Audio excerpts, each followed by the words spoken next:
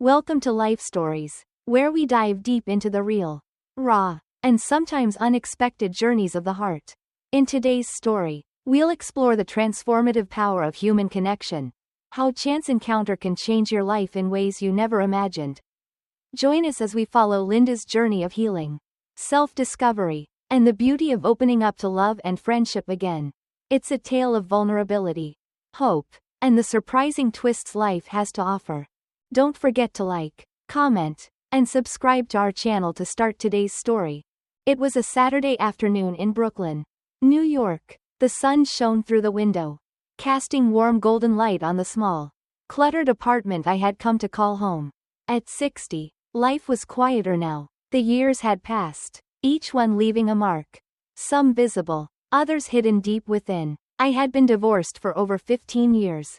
And though I had grown accustomed to living alone, there were days when the silence would stretch a little too long. The house was quiet, and I could hear the faint hum of the refrigerator, the ticking of the clock on the wall, all the sounds that had become my companions over the years. I was standing in my modest kitchen, staring at a small box sitting on the countertop. It was a new coffee maker I'd ordered online, something to break the monotony of my routine. Coffee had always been my thing, strong, bold, a little bitter, like the years that had shaped me. As I opened the box and pulled out the shiny new machine, a wave of hesitation passed over me. It wasn't just about the coffee.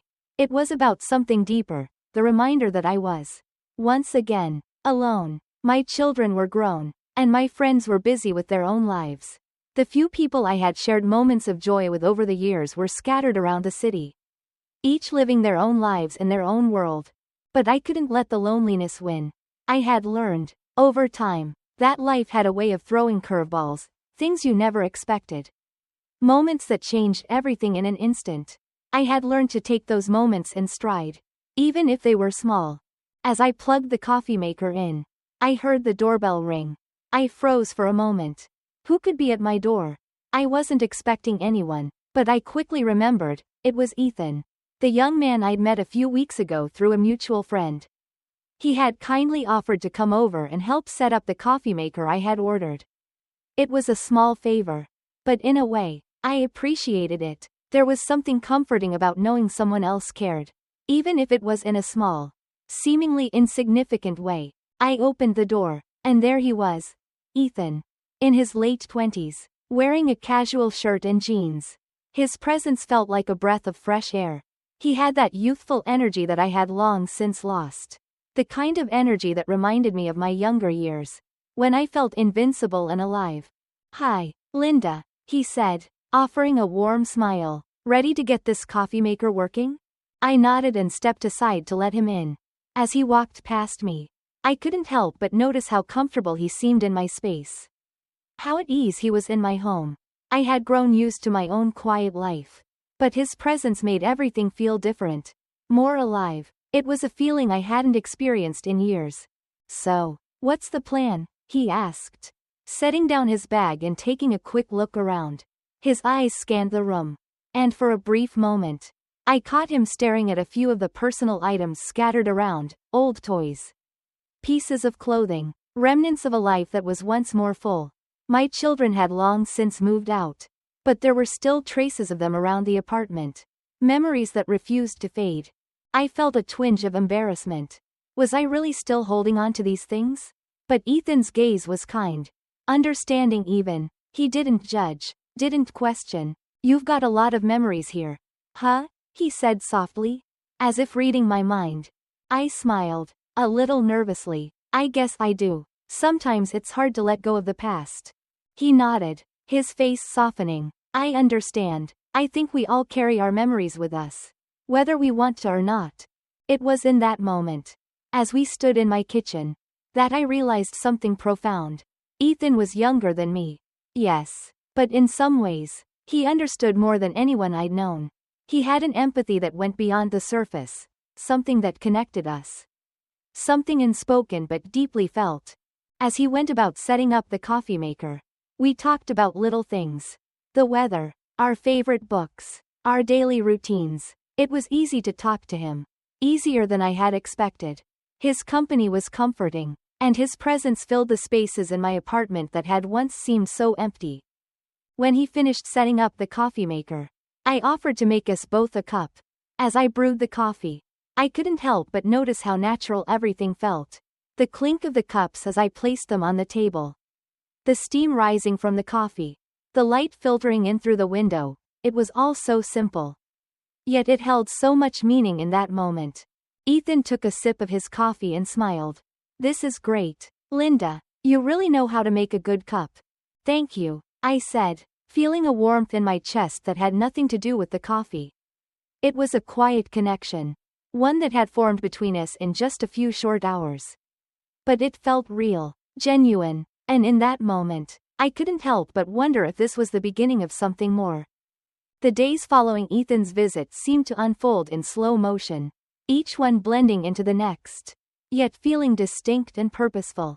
I found myself thinking about him more often than I had expected. It wasn't just his youth or his energy that had caught my attention, it was the way he listened. The way he seemed to see me, not just as a neighbor or a friend of a friend, but as someone with a history. A person with stories, pains, and hopes. He didn't ask intrusive questions. He didn't pry into my past or attempt to dig up the things I had long buried. Instead, we simply talked about life. About the little moments that made up the everyday. Those seemingly insignificant conversations became the highlight of my week. They reminded me of the days when I had been young. When I had shared laughs and ideas with close friends over a cup of coffee. When the world seemed a little more open, and my heart a little more free. One evening, a few weeks after that first visit, Ethan texted me. It was a simple message. "Would you like to grab a coffee? There's a new cafe I've been wanting to try." I hadn't realized how much I looked forward to his company until that moment. In the years since my divorce, I had stopped seeking out company in a way that felt natural. I had learned to be alone.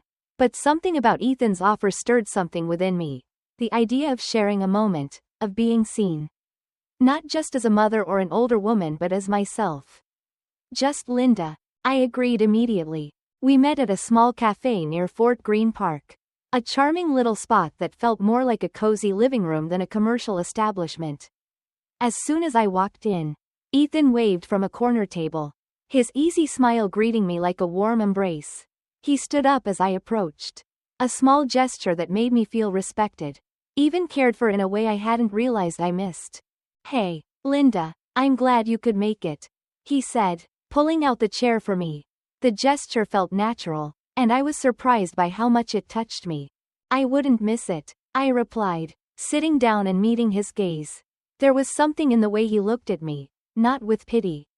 Not with curiosity, but with a quiet understanding that made me feel both seen and safe.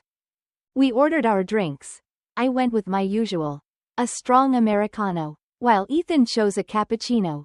As the conversation began, it was just like before, easy, effortless. We talked about our favorite books, our families, what we had been up to lately. But this time, there was an underlying current of something deeper. It wasn't something we talked about directly, but I could feel it in the pauses, in the way we both listened a little more closely to each other. At one point, Ethan mentioned his parents, and I could sense a shift in his tone, just the slightest hesitation before he spoke. It was a quiet reminder that, despite his youthful appearance, he too carried his own burdens, his own struggles, and in that moment, I realized that we were both, in our own way, carrying the weight of life's complexities. "My parents are great, but sometimes I think they don't really get me," he said, staring into his coffee. "They always had this vision for me. You know, what I should do, who I should be. Sometimes it feels like I'm still trying to meet their expectations, even though I'm my own person now." I nodded, understanding all too well. "I think we all carry that weight at some point," I said softly, trying to live up to the expectations of others, or even the ones we put on ourselves. He looked at me then, a thoughtful expression crossing his face. "Do you ever feel like you're still trying to figure out who you are?" I was quiet for a moment. That was a question I hadn't really asked myself in years.